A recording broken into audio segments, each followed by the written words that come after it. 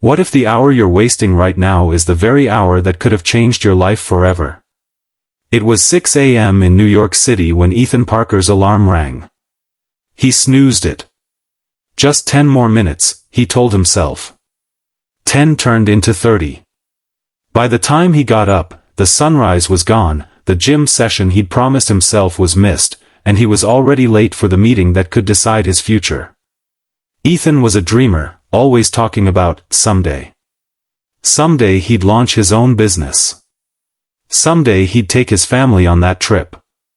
Someday he'd write the book he always bragged about. But someday never showed up, because he kept hitting snooze, both on his alarm and on his life. That morning, stuck in traffic, he saw a homeless man holding a sign. Time is the only thing you never get back. The words hit him like a punch. Ethan realized he wasn't unlucky, he was wasting the only currency that mattered, time.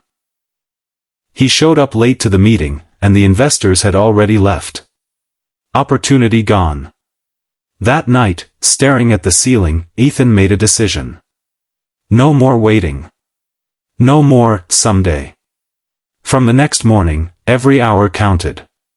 He started waking up early, writing his book, building his business plan, calling his family just to say he loved them. Months later, he launched his startup.